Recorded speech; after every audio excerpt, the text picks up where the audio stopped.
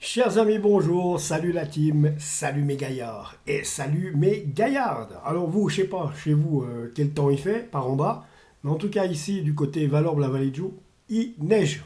Voilà, ça c'est pour la petite info météo, tout le monde s'en fout, je sais, mais c'est c'est pour la façon.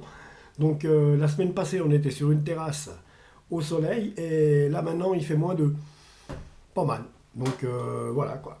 Bon, on va revenir un peu sur le derby qui nous intéresse ce week-end, hein, parce que ça nous intéresse quand même la moindre. Le derby lémanique, hein, avec le Servette qui vient en visite à la Tuilière. Alors, qu'est-ce qu'on a encore à en dire de plus de ce derby? Alors, le LS retrouve les terrains de Super League après la pause internationale. Les hommes d'Alain Casanova affrontent le Servette ce dimanche à la Tuilière. Coup d'envoi à partir de 16h30. Donc voilà. Pour la première fois depuis son arrivée sur les bords du Léman, Alain Casanova a bénéficié de 2 semaines pour préparer la rencontre du week-end, même si certains joueurs manquaient à l'appel pour avoir été défendre leurs couleurs en équipe nationale. Et pour blessure, l'entraîneur lausannois se disait satisfait du travail effectué durant la trêve. Les internationaux ont rejoint le groupe hier, pour certains aujourd'hui pour d'autres. Dans tous les cas, nous serons prêts pour la réception de Servette dimanche. Les joueurs ont à cœur de prouver que la dernière place au classement n'est pas la leur. Ouais, ben, il va falloir un petit peu faire autre chose pour prouver que c'est pas la nôtre, hein. Nous voulons montrer un visage beau dimanche. Un beau visage dimanche. Nous voulons montrer un beau visage dimanche. Mais il ne faut pas seulement vouloir montrer un beau visage dimanche. Il faut carrément être combatif et puis sortir de là. Et c'est faisable, c'est encore faisable. Il reste 27 points à sortir, on a 9 points de retard, comme je disais hier, sur le FC Lucerne. C'est encore faisable, donc on va rester, je dis positif, il faut rester positif de toute façon. Et si on descend, on descend, et on remontera l'année prochaine. Moi, voilà, je m'en fais pas plus, parce que je sais comment ça fonctionne, hein, on ne va pas faire les étonner, on n'est pas supporter du LS depuis hier, donc chez nous, c'est assez récurrent ce genre de truc. Quoique, depuis Inéo, ça ne devrait pas arriver parce que s'ils avaient fait leur travail, on n'en serait pas là non plus, hein, c'est ça surtout. Donc voilà. Alors, les absents du côté lausannois, oui, parce que ma foi, il y a des absents. Les absents du côté lausannois restent les mêmes, à savoir Aldin Turques, ouais, c'est dommage ça. Maxen Capot, Godwin Koyalipou, Lamine Koné, Simone Grippo, Jean Nguessan est lui incertain pour la réception des Grenats. Elton Montero, Moridio, Fouad Chafik, Armel Zouri, Stepan Kukuzovic et Anel Uzic sont sous la menace d'une suspension. Ils manqueront le prochain match en cas de carton jaune dimanche. Luca Sibelli comme arbitre du match. Luca Cibelli est l'arbitre de la rencontre, assisté par Christopher Chaillet et Vital Jobin. On retrouve Tobias Thies comme quatrième arbitre, Esther Staubli est à la VAR et Raphaël Zeder à la VAR. Ah oui, Esther Staubli. Esther Staubli, c'est l'arbitre qui a arbitré le match de Ligue des Champions féminine mercredi entre le Paris Saint-Germain et le Bayern de Munich. Vivi, Vivi. Voilà. Donc, LS Servette et le Kids Day. Donc, sans savoir que Lausanne Sport organise des choses bien, parce que là, ce week-end, eh bien, pour les enfants, c'est vraiment à but d'attirer aussi les familles, pour montrer aux familles que le stade, c'est fait pour eux aussi. Les matchs de foot, c'est aussi fait pour eux. C'est fait pour nous, parce que moi, je suis dans ce cas-là, hein. Donc, il y aura des DJ, des maquilleuses pour les enfants, émission de LFM en live du stade de la Tuilière, spectacle de clown avec l'ami Macaroni, là. Château gonflable, restauration sur place. Quoi de mieux? Avec ce temps-là? Ah, c'est dommage. Mais enfin, voilà, après s'il fait un peu froid, on met une bonne doudoune, hein. On n'est pas mort. Le stade de la Tuilière sera l'endroit idéal pour passer un super dimanche en famille, début des festivités à 14h. Voilà. Ça, pour ça, je vous ai tout dit. Le papé. Alors, on va parler 5 minutes du papé aussi, ouais, parce que c'est quand même une actualité Lausanne Sport qu'il faut... bah, il faut faire de la pub pour ce que fait le club quand même, parce que quand même un petit peu. Attends, je vais regarder ça. Voilà, voilà.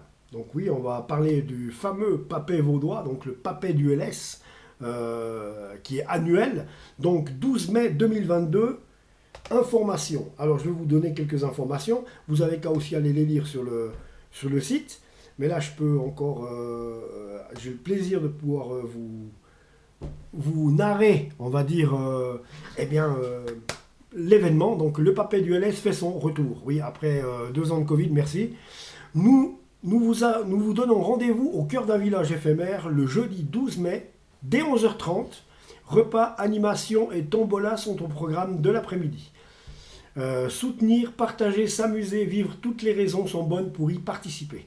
Alors repas et animation, alors repas d'accord, Papet, Vaudois, pas de problème quoi. Animation, Blaise Bersinger, sa team, je pense que là vous n'allez pas vous ennuyer.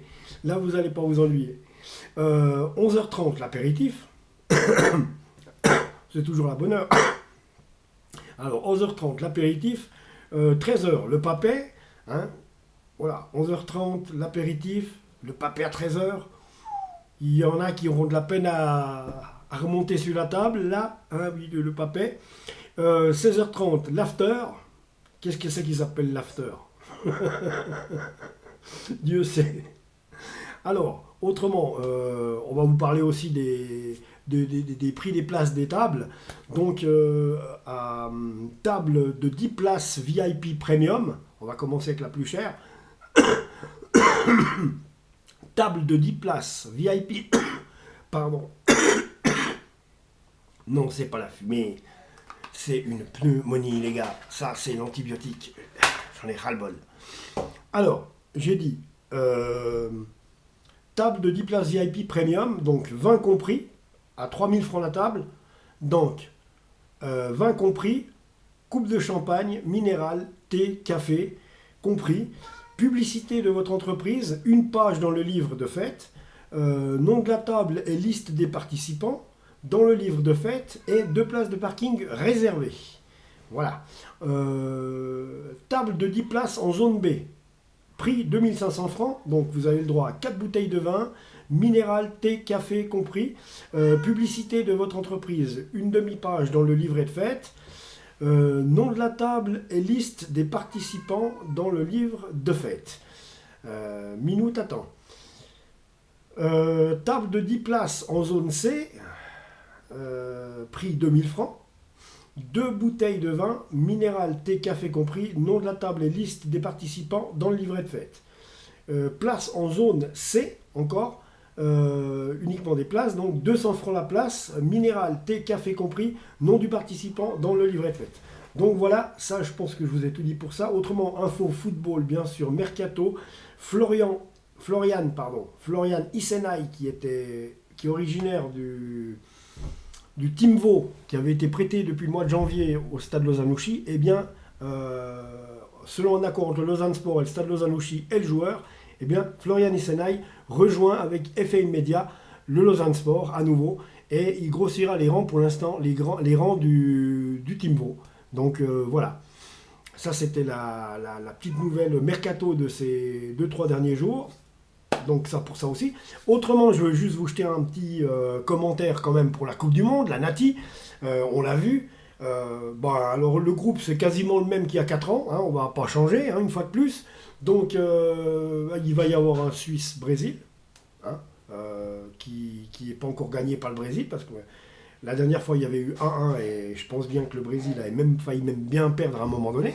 Donc la Nati est quand même meilleure qu'il y a 4 ans, faut pas oublier non plus, quand on voit la Superbe Euro qu'ils ont fait. Et je pense que d'avoir éliminé la France au penalty à l'Euro, ça a donné un déclic supplémentaire de confiance. La Suisse, l'équipe de Suisse va basculer maintenant vraiment dans un autre étage, parce que c'était un blocage psychologique, le blocage de la peur du plus fort, du plus capé, qui faisait que souvent les Suisses, eh bien, ils ramassaient des caisses, quoi, et ça n'allait pas. Donc là, ça passe, on l'a vu contre l'Angleterre. L'Angleterre gagne 2-1, mais 2-1 avec quoi? Avec un penalty. Donc s'il n'y avait pas eu un penalty, il y aurait eu 1-1, bêtement. Donc il y a ça.